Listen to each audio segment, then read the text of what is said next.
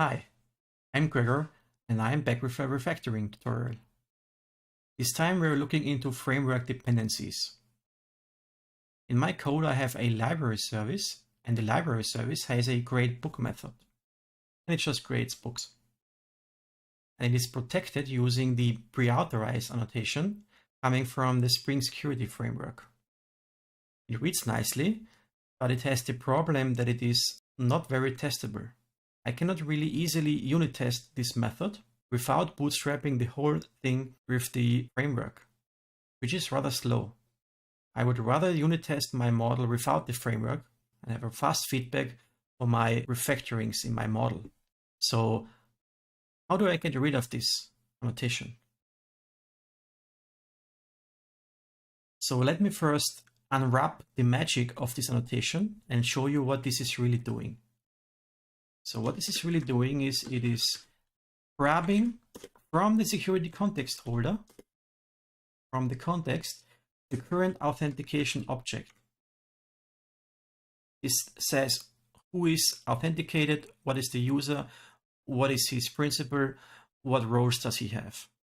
And from this object, I can grab the authorities, I can stream over them, and I can check whether any of the granted authorities has the role admin.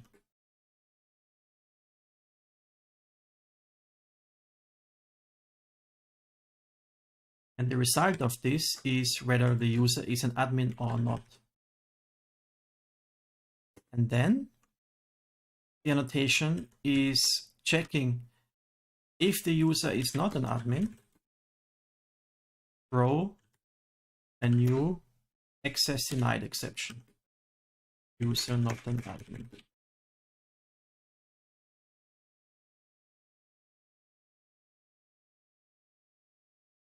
And I did do a mistake, of course.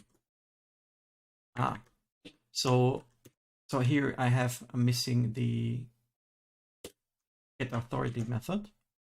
Now it should work. Yeah, now we are in the green. So this piece of code is really all this annotation is doing. So I should now effectively be able to remove the annotation and run my tests, and we should still be in the green. And we are. So this is nice, but the code is still not very testable. My overall design goal is to have a login object, and I want to pass the login object through this create book method, so I'm able to pass fake login objects in my unit tests.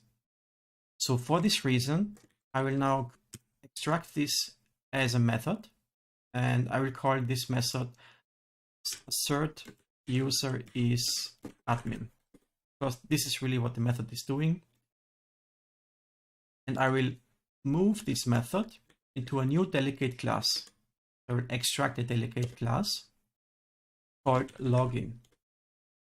Okay. And what this does is, first of all, my method assert user is admin becomes unused. It is grayed out. So I will remove that. And as you can see, it has created a new field, the login field. And the login field is the object delegate class it has created. And it carries the assert user is admin method. So this is the login object, you can see it, and there is all the code with the Spring Boot logic.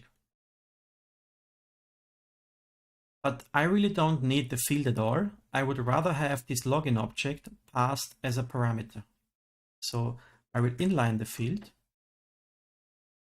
and I will extract the login object as a parameter, so I can pass it in my unit tests. And finally, from my login object, I will extract an interface, and I want the interface to be called login. So I will rename this class more specifically to Spring Boot login. So this is a Spring Boot login class, and it implements the login interface. And what this does is my library service now only depends on the login interface. And I have one implementation for the login interface, that is the Spring Boot login. And the Spring Boot login holds the Spring Boot code, and the login only defines the interface. So I can effectively move the Spring Boot login class out of my model. Okay. So for this piece of code, I have now inverted the dependency. This is the Dependency Inversion Principle. My model depended on the framework, and now it is the other way around, basically. Now, basically, my infrastructure code with Spring Boot depends on my model. So I have inverted the dependency, and this makes my code really easily testable. If I now wanted to unit test this, I could just create a admin login, and the admin login doesn't throw the exception. And I can make a test with this admin login, and I can make another login object that throws the exception because it is not an admin, and call the createBook method with that object. And these kind of unit tests would not have to bootstrap the whole framework. So the tests would be really fast. They would be finished within sub-seconds, which is perfectly nice for refactorings in your model. So you can see now the compilation fails. I will save and run my tests, and we should be in the green. Yeah, we are in the green. So this is one way you can invert the framework dependencies caused by annotation-based authorization code. Maybe you can find a better solution. Maybe this does not fit you. Let me know in the comments, and you can find the code on my GitHub. I will post the link in the description. Thank you. See you next time.